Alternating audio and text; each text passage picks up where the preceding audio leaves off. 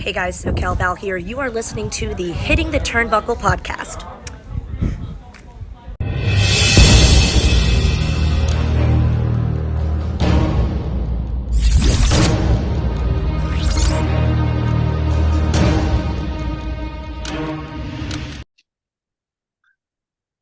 Well, it's Monday, and my goodness me, have we had a busy weekend on the Hitting the Turnbuckle podcast. It is Smackdown review day. This would normally come out of the weekend, but if you've probably seen by our socials, we've been a little bit busy this weekend. However, it's Monday, and as you can see, Dave Robinson is at work. He is repping the work. If anyone is around the Midlands area and wants boilers or anything like that fitted, there's the man to talk to. Hit them up on their socials. Give them a call if you've got a number. Put their number. Put their is it WLV, Dave? WLV Heating, yeah. Ignore the Black Flame Heating. It's WLV Heating. That is our sole company. Put that in Google. Give them a call. They'll help you out. Bit of free plug in there for you, Dave. And turn your heating off. It's not that cold. We're not ready yet. There you go. Get it sorted out. He's the man. He's got a team there that will help you out, especially in the Midlands area.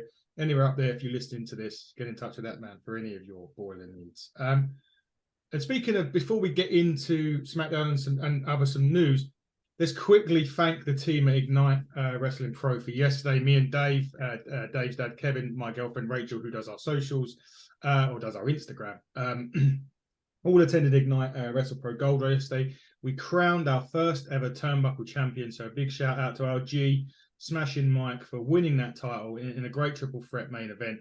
The card was loaded. Every match was absolutely fantastic. We are going to be reviewing it at some point, and it is going to be an unbiased review. I know that we probably get people out there say, well, you're going to give it a good review because you were there or because we do a lot of things every night. We will do the good and the bad. We always do that. If there's anything in a match that we didn't like or we wouldn't like, or just like we would do any review, we will say so. And I do have some of those points that are, I'm not saying negative, but constructive or anything like that, or criticisms. I do have some, and I will explain them on the podcast. So it's not going to be biased by any stretch of the imagination. But a great day yesterday. yeah. And overall, a fantastic show, a fantastic day for Ignite and for Hitting the Turnbuckle. You know, with every show, we have a little bit more involvement in terms of, behind the scenes. CJ Carter, who runs it there, and his business partner have got everything taken care of, to be honest. It's a very well-oiled machine, but there are a lot of variables, and you're waiting for people, you're relying on people, and things happen that can derail a show like yesterday's. But went off pretty much without a hitch, as did Buckle Up. So we're on a bit of a good run, and congratulations to all the guys and girls that appeared on the show, the talent, the unsung heroes as well, the guys on cameras, the guys on lighting. They all came together and put on a fantastic show for the locals of Boreham Wood yesterday afternoon, and it was well worth the drive down from the Midlands. Exactly, it was, yes, and a big congratulations to everyone involved, and also big thanks to everyone that turned out yesterday. It was great to see you all. I am eating a green sweet, which is a mint chocolate orange. I'm not going to name the name, but other chocolate orange mint sweets are available. I don't know if they are they? Well, maybe if they're not, then then I'm okay. I am drinking a certain flavour of drink. Other flavours of drink are available, just so we get that out the door. Branding. Indeed, yeah, branding. Let's talk. Okay, so there was a bit of news that we were going to talk about on the Dynamite review. We didn't because people hadn't watched Rampage. And people say, well, why are you talking about it on a SmackDown review? Well, we're going to get two perspectives of it because it is an announcement that a talent has left AEW and is seemingly starting with the WWE as early as this week at some point. And that person in question is Jade Cargill. We obviously had Brian Pillman Jr. that's left, and we haven't seen or heard much of him since he's gone to the Performance Center as of yet. But what we've heard about Jade Cargill is she finished up on Rampage. She had a match with Statlander. She lost that. They kind of done like a tearful goodbye by the sound of it. Not on, I don't think that was on set. I think that was after the cameras went off air. And she's now heading to the Performance Center, but reports indicate that she's not going to NXT. She's going straight onto the main roster. And Dave, we'll do the AEW perspective when we hit on a collision. 3 questions. How big of a get is this for WWE? Do you think she needs the NXT run? And what will Jade Cargill bring to the women's division of WWE? I think it's a great get for WWE. I think it's a huge get. Jade's a star. You only have to look at her. She is. Oh, we use the term money quite a lot. She's definitely potentially big money in terms of drawing power because she's a star outside of wrestling as well. Her husband, I believe, was either an American footballer or a basketball player, or he's a celebrity in his own right, and she's well known. In terms of her wrestling ability, she has been kind of looked after and protected to a certain extent. A lot of her matches have appeared on Rampage, and Rampage isn't live; it's edited, so they can kind of edit things and remove anything and look after her in that respect. Because she's not the finished article in terms of in ring, but some of the stuff that she's done, some of the matches that she's had have been really impressive. And she's young. She's an absolute athlete. She's in great shape. We've called her, or we've referred to as WWE's kind of wet dream, Vince McMahon's wet dream. She absolutely is. He's always loved big guys, and the WWE historically have liked big guys. Glad you cleared that up. Yeah. The larger than life characters, people who pass the airport test, walking through an airport and people are turning their head, who's that? And Jade Cargill really does fit the bill, and she's more of a stereotypical WWE performer than she is an AEW. What she's got going for over there is the performance center and the setup they've got, and you could argue that they are much more better placed to help Jade reach the next level and really improve. AEW have got the Nightmare Factory, which is a slight conflict of interest given the fact that Cody Rhodes helps to run it with QT Marshall. But I think she's a better fit for WWE, unfortunately. As disappointed as I am to see her go, I do think that she will be showcased better. She'll be like one of the Avengers. She's like a superhero. And WWE are very good at presenting people like Jade. In terms of the NXT run, does she need it? No, I don't think so. She needs some fine tuning. So now having this few months before the Royal Rumble to get her ready for that, for me, that would be my plan. I would be like come end of January, can she go? Can she be a surprise entry in the Rumble? And might even be a potential winner of that Rumble. If not a Rumble winner, something can be set up for a match at WrestleMania. I think she's pretty much there already. So with a few months in the Performance Center, I think she'll be an instant star for WWE, and I don't think she needs that run. People know who she is, and that's not to say that people like El Generico, Sami Zayn, and Kevin Owens, people didn't know who they were. But wrestling right now, and given the past few years in AEW, WWE would be mad, I think, to kind of downplay the reach that Jade Cargill has and people that are aware of it. I'm sure even hardened WWE fans have been made aware of Jade Cargill. They've seen her, even if they haven't seen much of her matches, they're aware of her. And yeah, I think it is a great get for WWE. Yeah, you kind of answered already my next two questions, which was when would you debut her, which you've already hit off. I can't remember what the other question was now. I just don't think there's a real rush to until then. I think in terms, we'll talk about AEW on Collision, but in terms of them potentially bringing in Sasha Mercedes, that's as soon as possible because the AEW women's division does need help. Even though we had a really, really good, strong main event, which we'll obviously discuss on the Collision review. So if it was the other way around and there was a star of that caliber coming into AEW, I'd say sooner the better. But WWE have got time. They've got time to hone her skills. And she's going to have to change her presentation a little bit, I would say. It's a little bit, I don't know, quite of a sexualized presentation for me, Jade Cargill, like some retiring stuff from you. Yeah, so I think they'll have to a degree, make her a little bit more PG.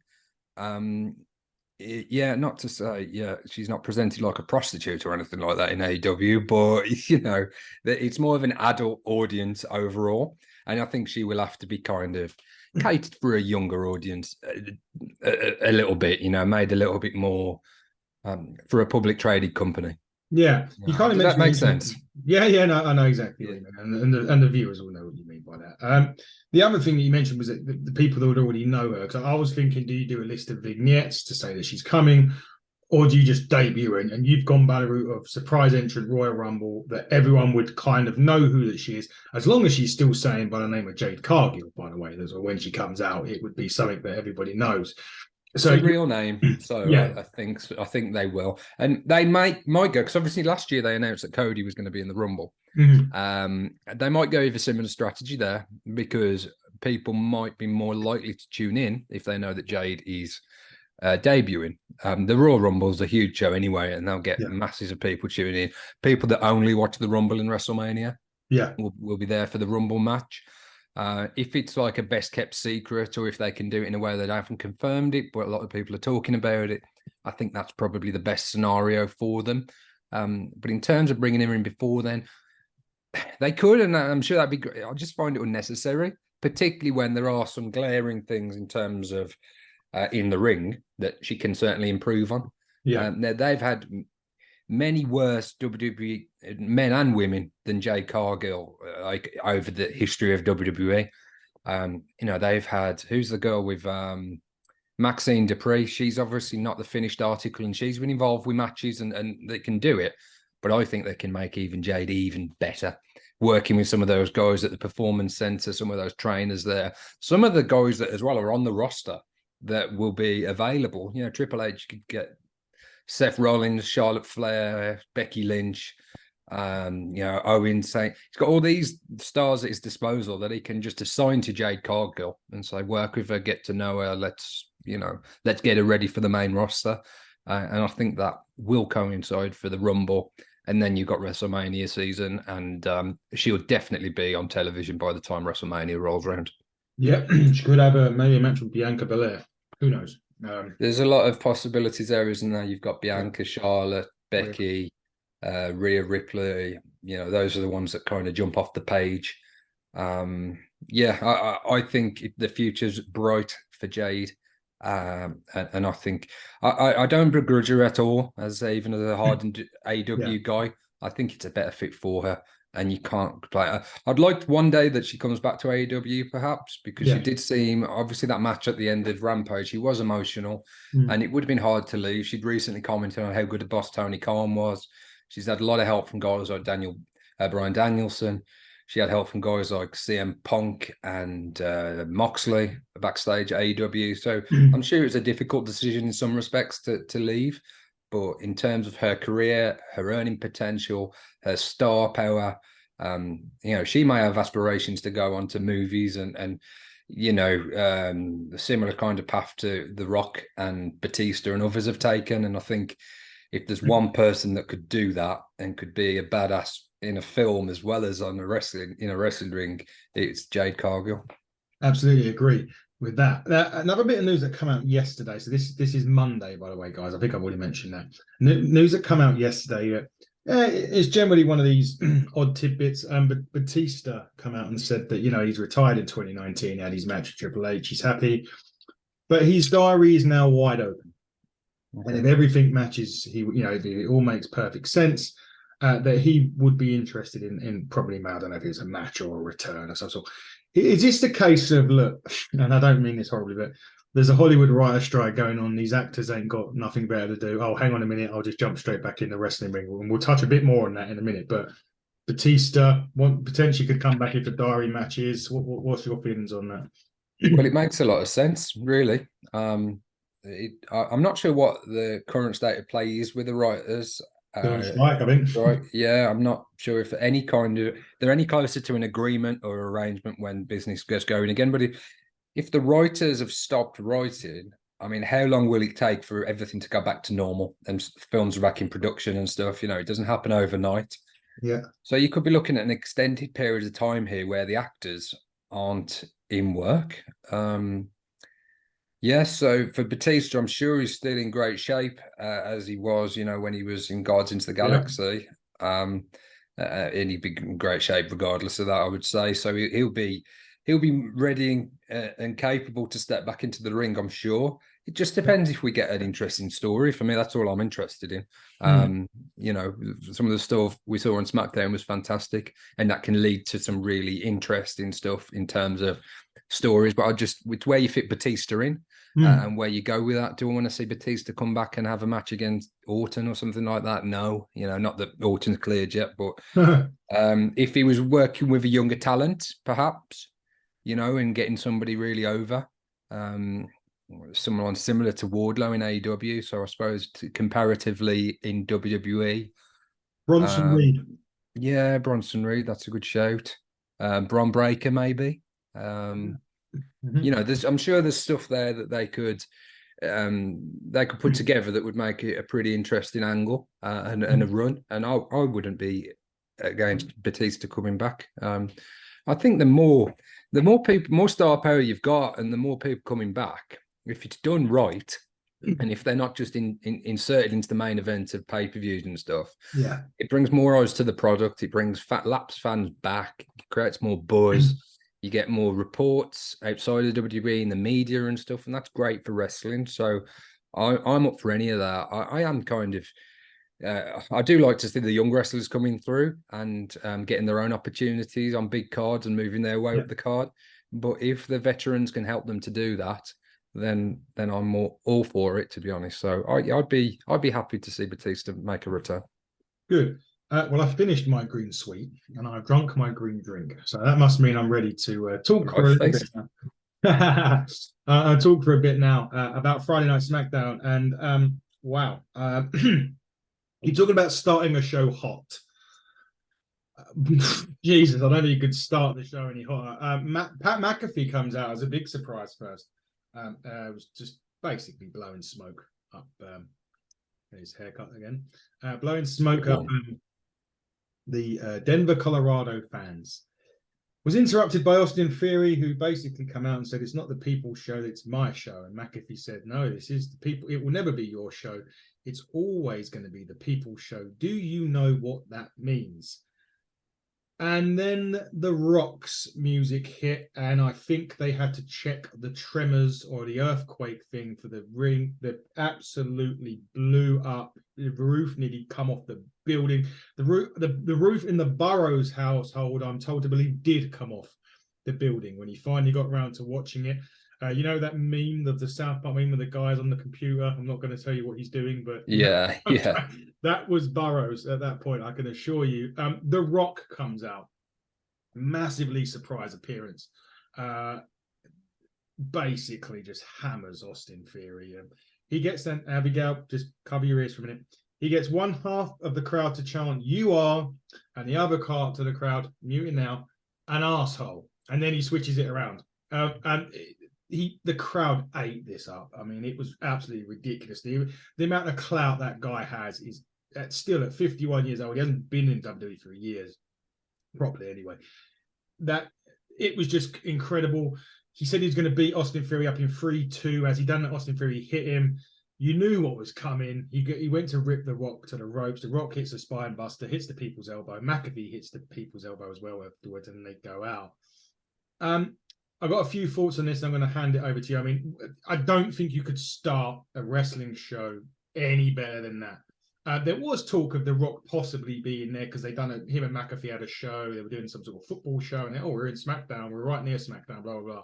So that got the tongues wagging a little bit, but it's still one of those things where are they just saying that, blah, blah, blah. The take on this for me, though, is this.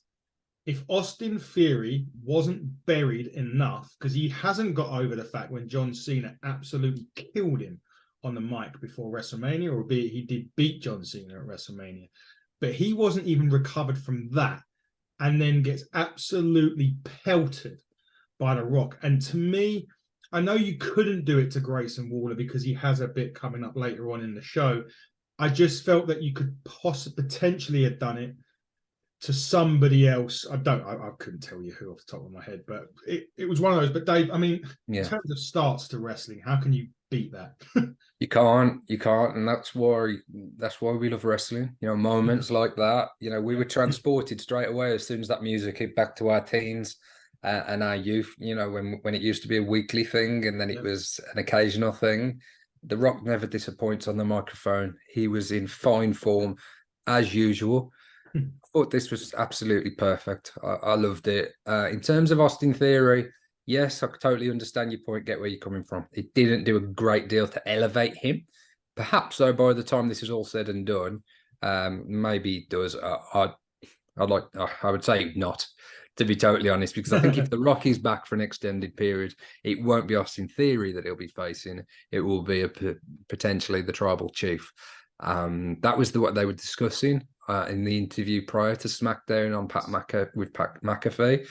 And quite honestly, I was surprised that The Rock kind of came out and started talking about the wrestling element unprompted. It wasn't in reply to a question that Pat asked him. He just started talking about how it nearly came together for WrestleMania 39. This for me was a huge surprise. I didn't know it was coming. I hadn't been on social, but I don't think even Fightful had got much out on it. I think they put something out in the afternoon saying, there's a potential that it could happen, but there was by no means a report saying The Rock was appearing at SmackDown on Friday night. This was awesome. This was absolutely awesome. You made a good point. He was talking to Pat McAfee, and he made it quite an interesting point here, because everyone had said that, it come out that The Rock wasn't in shape or The Rock was injured. And he came out and said it wasn't that. It was trying to get the right story. Yeah. Which was interesting to me, because it seems as if the story's already there. Yeah. So I was quite surprised by that comment. I don't know what you thought, but I was like, there's not even need to be a story, is there? Because it's the battle of who is the real Tribal Chief, right? Yeah. In terms of that, you thought you start with the endpoint. You start with Roman and The Rock headline WrestleMania, and you work backwards. And there was plenty of time to do that. In saying that, there wasn't a writer's strike at the time. And I think by the time WrestleMania rolled around, you had 4 films that were being promoted at the same time, which could have been absolutely brilliant for the WWE. Because imagine all the people checking out The Rock's interviews and stuff, knowing that he's going to be at WrestleMania as well. Yeah. But this, for me, with it being the 40th WrestleMania as well, that's right, isn't it? WrestleMania 40. It is, yes. Or whatever age I am that year. Yeah. With the fact that now The Rock's schedule is pretty open. He's still going to be a busy man. He runs businesses and he does all sorts and appearances and what have you. But really now they could tell the perfect story, however they want to do it, however The Rock wants to do it, however much he wants to appear between now and next April. Now's the time to commit to that and plan it. So there's no excuse now. There's no excuse, as you say, if that's what the reason that was holding it back for 39, there's nothing at the minute holding it back for 40. You got Cody as well to factor into this story. I think Cody ends up winning the title and The Rock ends up facing Roman Reigns. I think both of those two things, they should both happen. Whether they do is another thing, but they should both happen. It's how you tell both of those stories at the same time. And I'm sure there is a way to do it, but you might have to do something at the Rumble or at Elimination Chamber if you want everything to be settled. I mean, in terms of Cody's story, I don't think there was anything necessarily that said that he had to win the main event at WrestleMania. He was just becoming the WWE champion. Yeah. So I know WrestleMania is the obvious place to do it. But because I don't think Roman and The Rock need the title, you see. That's what I'm getting at. They don't. You're right. So it's how you get... can Roman lose to Cody at Rumble and lose to The Rock at Mania? Is that something that happens, or does he beat The Rock at Mania but he loses the title to Cody prior that, and then you get a big match between Cody and somebody else for the title at Mania? Well, you've got 2 options. You've got night 2, so you've got night 1 potentially that he loses to Cody. Maybe The Rock interferes and does something, and then I would have thought they would need they would want to build up. I think that's the thing. But you could still add the build up, and Cody could still win on night 1. You could, you're right. Cody could win. They could do something elimination chamber set up. Rock could eliminate him for the Rumble, or even cost him the title at the Rumble, perhaps. Yeah, I think without thinking about it too deeply, I think the thing that I would like to see is Cody versus Roman at the Rumble, where Cody wins, which starts the ball rolling. towards getting Roman versus The Rock to be for the real tribal chief for at WrestleMania, and perhaps Cody Gunther for WrestleMania. I think that's another match that they've flirted with, even going back to the Rumble. Last this year, at the start of this year, they were the final two. And then by that time as well, if Gunther has dropped the IC title, that's another feature match that you've got, whether that's Chad Gable defending or somebody else in that IC title picture. So you can kind of see how it could come together.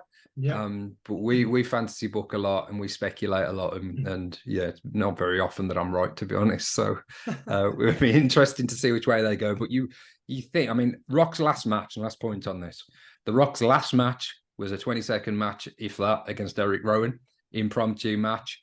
That's not The Rock. That's not Dwayne Johnson's last ever match for the WWE. There's no chance of that happening. No, absolutely not. And just a slight aside to that, since The Rock's stuff, since they brought it out, we'd love some of these viewing figures. The WWE have reported in the 48 hours or so, and it was not even reported. These are not inflated numbers like the WWE do, and so this is legit numbers. Since The Rock stuff has been posted on socials, they've had 103 million social views of The Rock's return. So if you've got a thing of The Rock isn't a draw, I think you need to think again. He's the biggest draw of all time. He's in terms of superstars. You can have the argument about best wrestler of all time, and it's a different. Most influential and changed the business. But in terms of a star, there's no one bigger, because The Rock's one of the biggest stars in the world, let alone wrestling. Just in entertainment in general, as a celebrity. There was people going mad for him at Smackdown that have never seen him wrestle before. There was kids there that knew about The Rock. Similar to how I was, I suppose. The first time I saw Ric Flair or Hulk Hogan, I hadn't seen some of their bigger matches from when I wasn't born. But you just know the star power, and The Rock's star power is absolutely off the charts. Another thing, we won't speculate on this now because it is just absolute total rumor, and there's nothing to substantiate this. But I have heard rumors of a CM Punk Stone Cold potential match at WrestleMania as well. So if you've got The Rock and Stone Cold at matches at WrestleMania next year, WrestleMania 40 is just going to break all kinds of records. It's an interesting point, and let's touch on it very briefly before we hit on the rest of SmackDown. You mentioned the aforementioned CM Punk. He did come out. He was on his cage fighting that he does the commentary on, and he did mention that he was open diary for 2 months. So he may have to try and get Phil on the podcast in the next 2 months. Maybe we could reach out and see how much millions of dollars that he would charge us to appear on a podcast. But anyway, he did say that he's got 2 months before his diary is full, alluding to the fact that Survivor Series is in Chicago. Well, he wasn't really alluded to it. You do the math. If you do the Steiner math, so to speak, you'll know that it's Survivor Series. We're not going to get into that right now, Dave, because look, it's still pure speculation. It's CM Punk being CM Punk, which is generating a buzz. And that's all he's doing at the moment in time. Last I heard, it is a highly doubtful situation, but it's never off the table. No, I just think we haven't seen his last match either.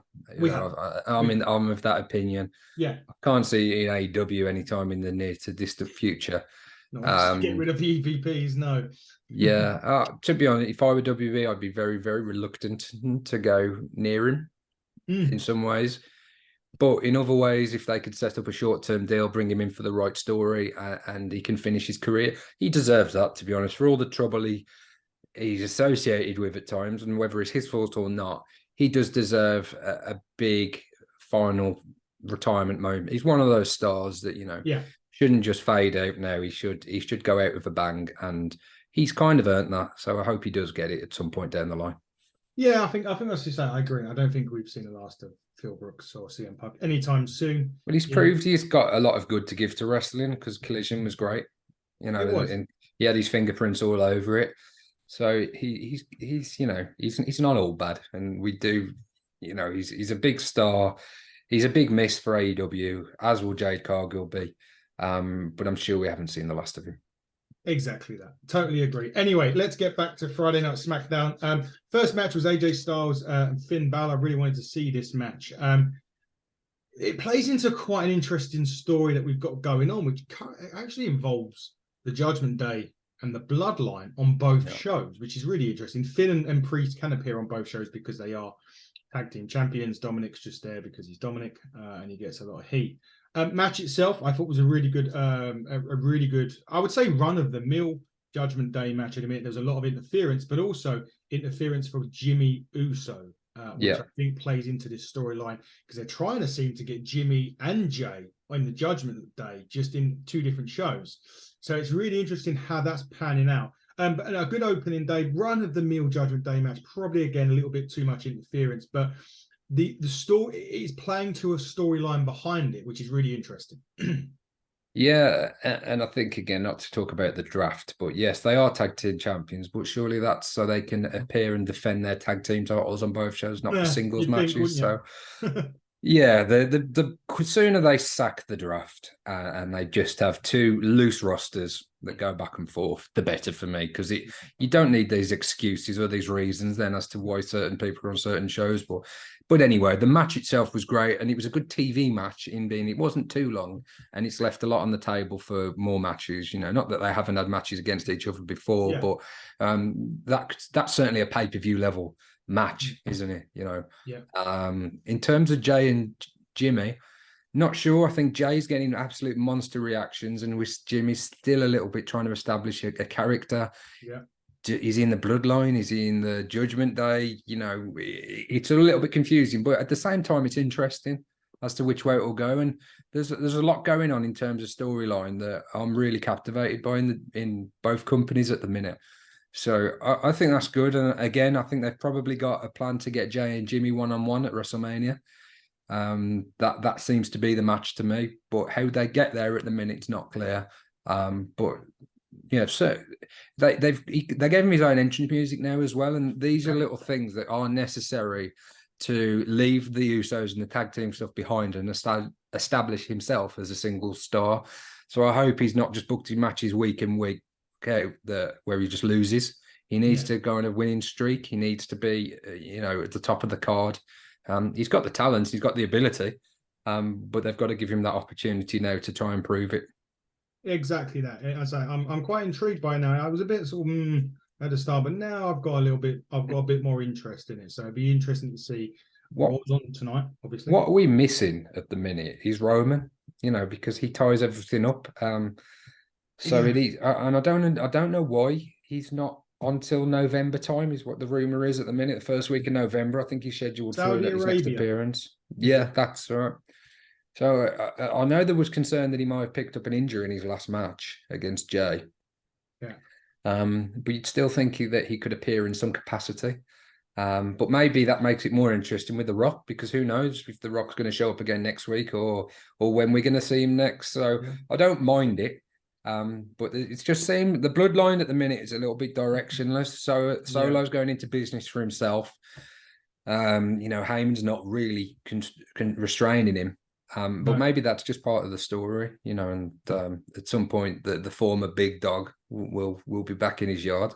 It will be eventually. I think it's contract related. I think he's got Is it so many appearances, is it? Yeah, I think so. I think that was his stupid league. They signed him to a new contract. I think when Vince come back or just before Vince got left, and it was for limited dates. Kind of not more dates than Brock Lesnar, but less dates than your average Kevin Owens or Sami Zayn.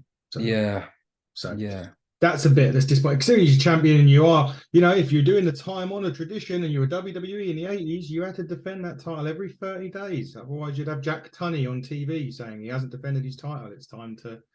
Yeah, and that's stuff we've seen, not particularly recently, but that has been mentioned in the past. So I wish they'd kind of not insult us or just forget about that type of stuff. Let's just remove that or see him, or they're never going to strip him of the title or anything, but. You just say nothing. It can be a little bit frustrating, but I don't want to be negative. This show was great from start to finish. I think some of the matches, as we'll get to, did suffer off the back of the first segment going quite long. Yeah. But after that first segment, who can complain? No, exactly that. You can't. Bit of backstage stuff. Rock meets Cena again. They just basically hugged. There was nothing. That was good. Yeah. That was good. Nice little, nod to each other after. Yeah, the feud did get personal literally before we met in Miami. The feud got a bit personal. They squashed it. Is what it was. Cena's said recently, hasn't he, that he's kind of embarrassed about the way that he conducted himself then, because he was trying to get the money match as well, wasn't he? Let's be honest. Yeah, he said he was selfish. He did call himself selfish, and he obviously didn't see the bigger picture, I suppose. Mm-hmm. But I thought those two matches were pretty good. Particularly the first one that we saw. Yeah. And it was nice that they had that little moment backstage, because they're two huge stars, and it looks like Cena's going to be sticking around for a while as well. Got another 5 weeks, I think, of John. We can see him for another 5 weeks before we can't see him again. Forever. That will be. So that was a nice bit. Then there was a bit with Finn Balor, and he was sort of asking Jimmy if he thinks the Usos would be a good fit for the bloodline, and there's no leaders in the bloodline. It's each to their own. Behind them lurking was Paul Heyman, and he was calling Roman Reigns that's pretty much his line on SmackDown now. That was that, really. Next bit with the LWO was at the ring. Santos Escobar challenges his LWO breadwinner Rey Mysterio for the United States Championship. Basically, the story behind that was Austin Theory injured Santos Escobar's leg, which led to Rey Mysterio taking the title shot, which Rey Mysterio won. Yeah. Rightfully, Rey Mysterio said you can have the match. And as he said that, out comes Bobby Lashley with the Street Profits. And as I mentioned before, they're not quite heels yet. They are on the roster, but they're not internally they are. It's not resignated to the crowd yet.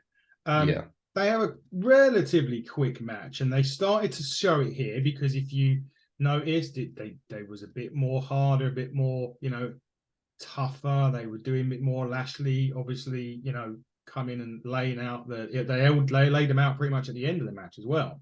Yeah. Until Escobar and Mysterio. This was Mendoza and Joaquin Wilde, by the way. Mysterio and Escobar jumped back in to sort of not necessarily chase them off, but just usher them out the ring. So they're starting the heel turn. They just, I think, need to get that crowd somehow to boo them. Yeah, there's definitely a reluctance to boo, and they're really entertaining. And we've known them as the Street Profits for so long. It's going to take quite an attitude shift for us to start booing them, I think. Yeah. And this was quite a short little segment, wasn't it? But I was glad to see the LWO, and I think the Escobar Rey Mysterio match will be really, really good. I'm excited to see that. I didn't realize for a long time that the other Joaquin Wilde, that was Z Mariah in Impact. Yeah. DJZ. I didn't realize for a while, but it was good to see them in action. Albeit very, very, it was a very quick match. Yeah, limited. Yeah. And we didn't see much of them, but the fact that they were on was good. I like the LWO, and WWE and AEW are very faction heavy in 2023. We've got a lot of factions, but I've always liked factions. So again, that's not a criticism for me. I think you can tell so many good stories, set up so many good matches, stipulation matches. You can add people to stories, remove people from stories. I think factions just go hand in hand with wrestling, and I think it's no coincidence to me that wrestling in 2023 is going through a real boom period and a renaissance, and the Attitude Era in early 2000s, it was the last time, and there were a lot of groups and factions involved in that time as well. So it's no coincidence. But I think it's great, and I think there's a lot more that can do with the LWO. Very talented group of performers. I really like Zelina Vega. I hope she gets her big moment at some point and becomes the women's champion. I think she really deserves that. I know she's diminutive in size, and perhaps Rhea Ripley is a lot more impressive as a champion, but I think there's a real good story. And we nearly saw it. Well, we did see the story, and we just saw the match at Backlash when she was in Puerto Rico. And, she's a great member of the roster as well. So, it was good to see the LWO. It is, and maybe she could go against Io Sky, who's the current SmackDown Women's Champion at some point. There was a couple. I mean, they announced the Royal Rumble in Tampa, which I'm probably now not going to be able to get a chance to go to, unfortunately, just due to the longevity of a plane in an air, which wouldn't be good for my health in January. It might be okay for WrestleMania though. Is that a hint, Dave? I am tempted, to be honest. Maybe. I don't know, this 2-night thing. I'm not sure. It would be one of them. I'm still playing everything by ear. I can do Madrid in a month or two time. But There you go with that one first, mate. let me do that one first. So they announced Royal Rumble for Tampa Bay, which could make sense with The Rock, by the way. They went backstage about Solo and Heyman. Basically, Solo can't do anything unless Roman makes the call, which we kind of touched upon. Solo was going into business a little bit for himself. Told him that Paul Heyman basically said you can't do that. Then we had quite a funny scene with Pretty Deadly in the. I love those guys. Yeah, they're also an Ignite startup. They used to be at 96 Shenley Road back in the day. So yeah, he does as a tag team, were they? They were a tag. I believe they were a tag team. I have to ask. There's CJ. But it does go to show that the people that we watch on a weekend and the people that we sponsor, some of them can go on to bigger. I'm saying not being disrespectful to, and I want to say bigger and better things, but these guys are in the WWE. Yeah, it can happen, and if it does happen, we will always look back on these with like if the likes of Corey McRae or someone like that ends up in a big promotion in America, we can Well, I'm sure Michael Oku is one that's destined for greatness, and we had him on our Buckle Up show, and he was great in a match against Taylor James, and he's current Rev Pro champ, isn't he? And yes, he he's got booked on the Jericho Cruise, as we talked to him about when we had him on the show. So the pathway is there, and it's not a direct path, but starting off from, I'd say, humble beginnings, but Ignite have got a real good setup, a very professional setup, a great team there. They're not a backyard wrestling company by any stretch of the imagination. They're a professional, they put on a professional, well-produced show, really organised. CJ Carter, who runs the company with his business partner, keep a lot of plates spinning. And for the next show in November, any of you guys listening to our reviews, if you want to get yourself down to Boreham Wood, I guarantee you'll have a great time. It will be a good show. They've already announced quite a bit already. Tickets have already been flying out. A lot of the front seats. I'll be quite honest with you. Yeah, I think I've never seen tickets go as quick as what they have done for this. I mean, he's even pushing Buckle Up in terms of how quick tickets went. So it's going quite well. I mean, that's not just me. You could go on Eventbrite yourself and check it out. I wouldn't be saying this if I wasn't sure about it. It's very transparent. People go on Eventbrite, they can select their ticket off the map and you can see exactly what's available, and a lot of the best seats are going. So I'd be quick if you definitely go and get yourself some tickets. Not that there's a bad seat in the house, to be quite frank, but if you like to be at the front, there are near enough. It's nearly limited already, and I know we're talking a lot of Ignite and this is Smackdown, but Pretty Deadly did come from Ignite, so we kind of switched ways. But as Dave said there, if you want to get into it, get into it. Pretty Deadly basically intent on going back after the Brawling Brutes at some point, and I'm sure that they will. They have said that obviously next week on SmackDown, Io Sky will put her championship up for grabs against Asuka, which should be a very good match. There was Bayley and Asuka was coming up on SmackDown a bit later on, and Asuka was Io was basically saying, Bayley, get your head in the game, stop worrying about Shotzi. Which they've had a bit of a feud, and Bayley's a little bit scared. She shaved off Shotzi's hair.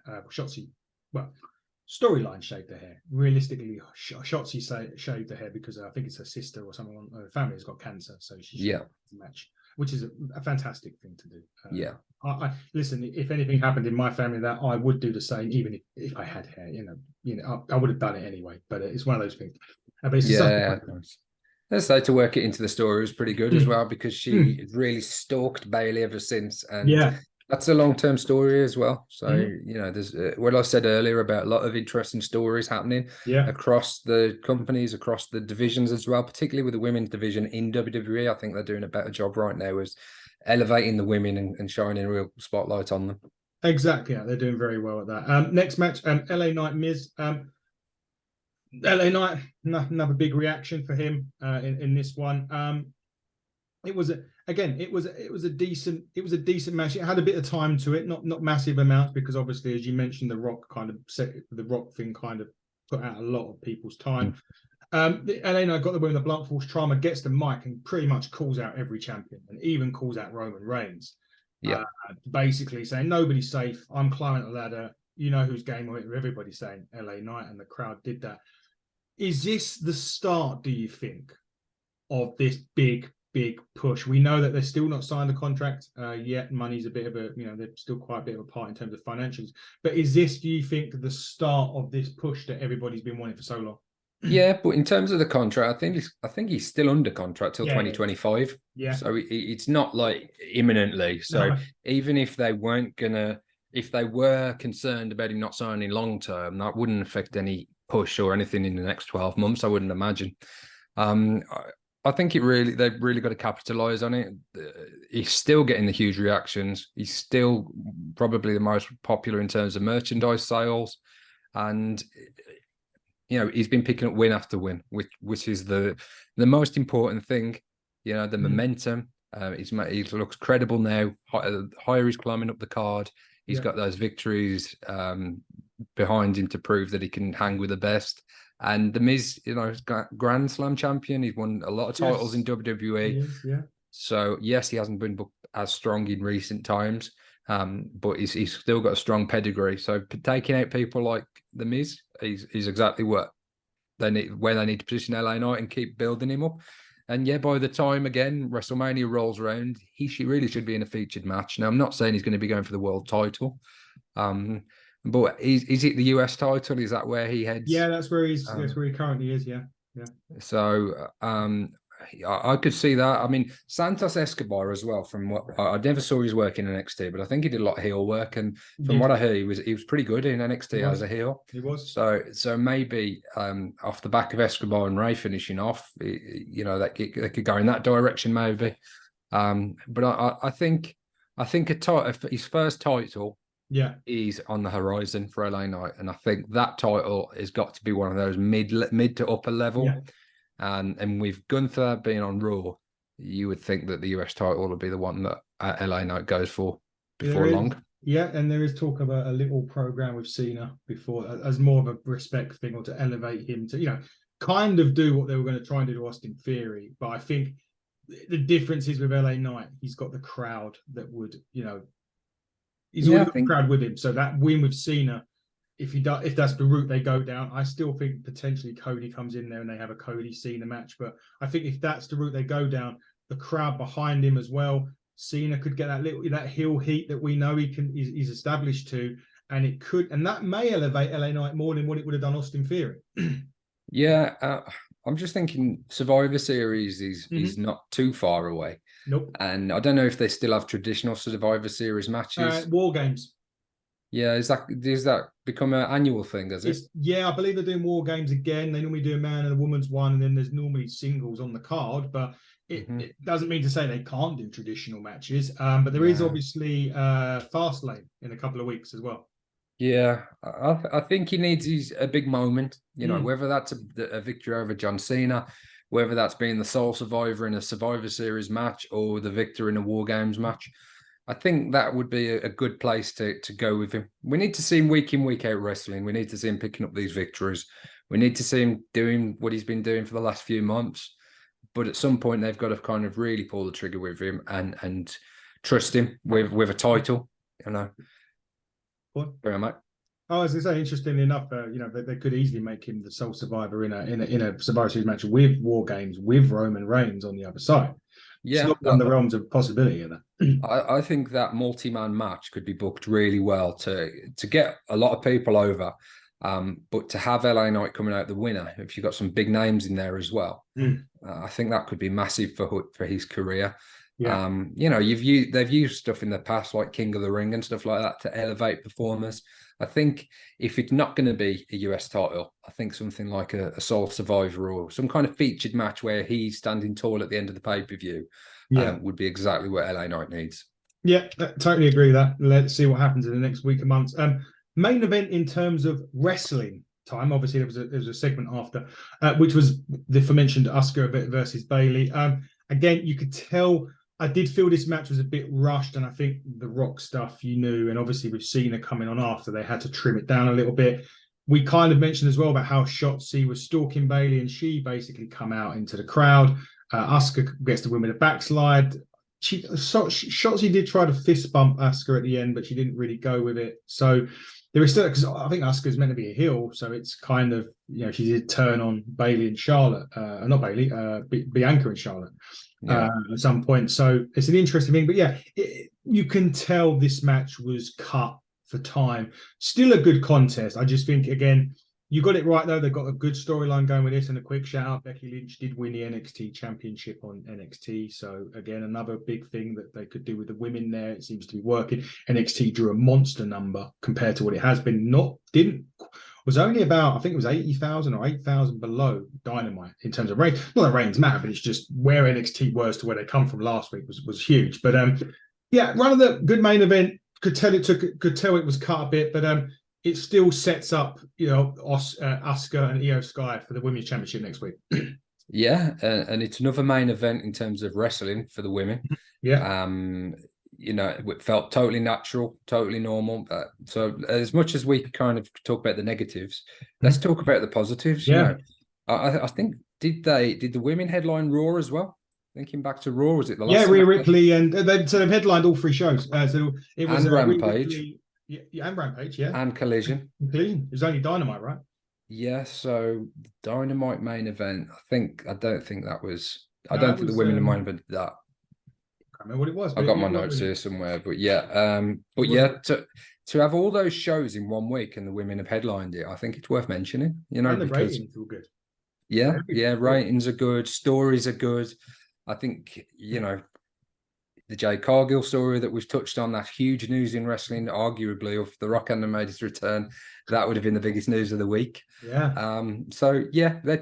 We've been critical at times in the last few weeks. Yeah. Let's talk about the positives. But I love seeing Bayley. I think Bayley's such a great talent. I love hearing her on commentary as well. I think she's a real, top talent in WWE, right up there with Becky and Charlotte, and I don't think she gets the credit that she deserves at times.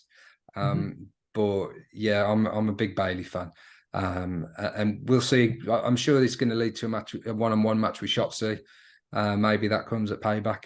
But there's a lot of stuff going into Survivor Series, and we talked about traditional matches, perhaps LA Knight's involved. There's a lot they could do there with the ladies as well, and Survivor Series matches, which, again, multi-man matches, multi-women matches in 2023 are really popular, whether that's trios, 8-man or 10-man tag matches. So, yeah, I think there's a lot of stars that are very over and they're very credible performers and they're taken seriously. So it's a great time for wrestling this week, as we always say. But this week really highlights that more than ever, how much this is a boom time for wrestling. And I hope everyone's enjoying it as much as we are. We certainly are. That's for sure. It's been great this week. Predominantly it's been good. We saw. I keep going back to Ignite. I know we saw a great women's no DQ match. Yeah, which we talk about in our Ignite review there. But they left it all in the ring yesterday. Those girls, which is really great. So the main part of SmackDown, John Cena was getting the Grayson Ruler rub. I'm not quite sure he wants that rub at all. But however, he got the Grayson Ruler rub. Cena was on it. Every time Cena tried to get a word in edgeways, Austin Theory was cutting him off. Cena tried to do it again. Jimmy Uso comes out. It leads to a beatdown with Cena. He tried to beat up Jimmy Uso. So Sikoa comes out. They start beating him down. AJ Styles comes out to make the save. So I think we know where we're going with that. But it did end SmackDown with the Cena Styles together. Yeah, looks like they're going that way. So it ended it with a nice sort of intro into next week, really. And that's a nice little callback as well to Cena and AJ have been involved in feuds together. When AJ was the face that runs the place, as AJ was saying at the time. Yeah. Or was that Cena? And you're right. I remember the beating up John Cena stuff as well.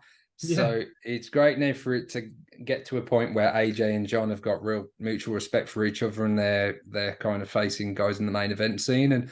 And also, I've got to say, he might be irritating, but I think Grayson Waller's fantastic. I really do. I think he's so confident and capable and good on the microphone. He's got no right to be as good as he is on that microphone. I think he's awesome. I haven't seen too many of his matches. I know he had the one against Edge, was it? He was really well in that. Yeah, I've seen a few, but I think he's got massive star potential as well. And I've never really liked traditionally the talk show elements in the ring. There's been loads over the years, hasn't there? And I've never been a huge fan, similar to I'm never hugely interested by contract signings. But the Grayson Waller effect is probably the one I enjoyed the most or have enjoyed the most over the years. I think he's really, really good. And he kind of proved its worth in the main event slot. I know you've got John Cena there, so that's instantly going to get people to tune in and be interested in what he's got to say. But he didn't actually say anything, did he? No. Or very little. But I thought everything that Waller said was great, and it's helped to build him as well. And we said earlier about Austin Theory perhaps not coming out of his exchange with The Rock and Pat McAfee and making him look any better. But I think Grayson Waller came out of this definitely elevated for the opportunity of being in there with John Cena. Many call the greatest of all time. Many people kind of have him right up there on their Mount Rushmore of wrestlers. So I think that was quite in doing nothing. He actually did a lot for Grayson Waller, John Cena. Oh, so, he did. Yeah, I think it was a good end to the show. Great end to the show, and it gives us a bit more intrigue as to what happens next week. We're going to finish up. We're going to do a few bits of what we've got coming up interview-wise this week. Tomorrow is a very busy day interview-wise. So first off, there is our good sir. We saw him yesterday, Adonis Payne and his tag team partner, Artemis. And yes, Artemis is a woman. So there's an interesting element to this. So we'll be talking a lot of things about. They're coming on the show tomorrow. The Odyssey, they're called. They've been tag champions for over a year in some British independent wrestling companies. Obviously, we saw Artemis yesterday as part of the Ignite Breakout division in a very interesting match that we'll talk about tomorrow. We've also got Donnie Sparks. This is the one that you booked, and Axel Steele. And Steele. Still, sorry, I've got AXL here on his Twitter. Sorry, AXL Still is what I've got here. So apologies. Oh, that might be me. That might be me in the wrong. I thought because his name is Ant, so I thought he went to Still. No, I've got Axel. His Twitter is AXL STEEL. Anyway, doesn't matter what his name is. He's coming on tomorrow. So this is another interesting tag team because they're a tag team, but one of them's a world champion, Dave. Yeah, and they actually had a friend of the show, Zach Zodiac, down at the AWW Training Academy yesterday afternoon. I'd have loved to have gone down. If it wasn't for the Ignite show, I'd have gone there to check that out. So yeah, they're making their way in the industry in a company that the likes of Pete Dunne, Tyler Bate, and others had spent time in AWW in years gone by. So they're a tag team, but as you say, they are competing as singles competitors at the moment. So it'd be great to have some more indie guys on and guys I know well to tell us a little bit about how they're finding wrestling in 2023 on the British scene. You've got two interesting parts here, haven't you? Because as I say, with the Odyssey, you've got a male and a female tag team, and they generally go against a tag team of guys.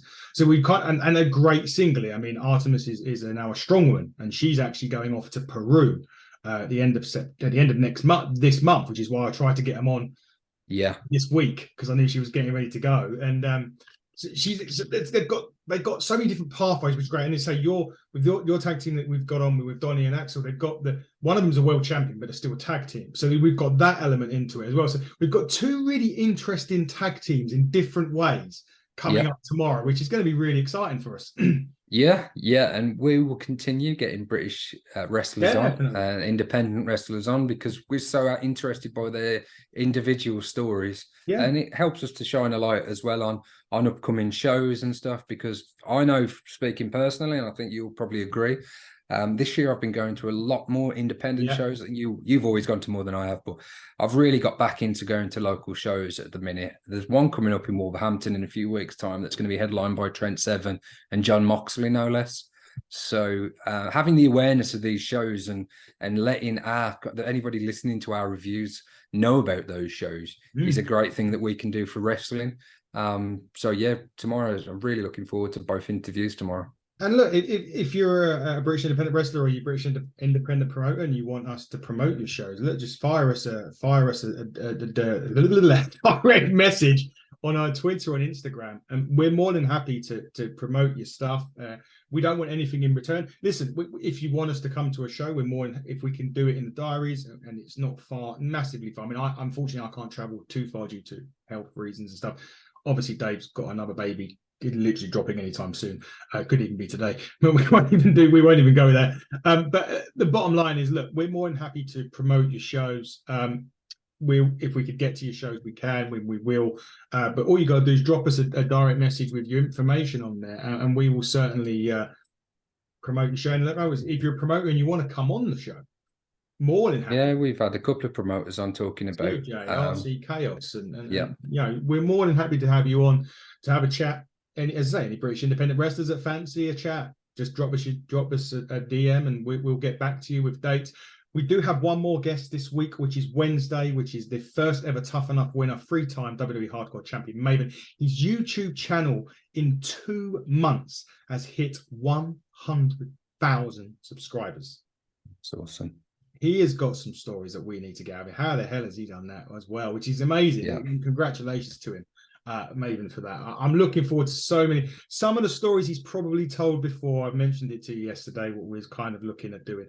Well, I was kind of asking him. So he's probably going to get some of the old run-of-the-mill stories. But we will try and think of some different stuff as well. So we know that you don't want to hear the same old stuff on interviews. So we'll try and think of stuff. I'm going to tweet out in a second any questions for Maven tomorrow.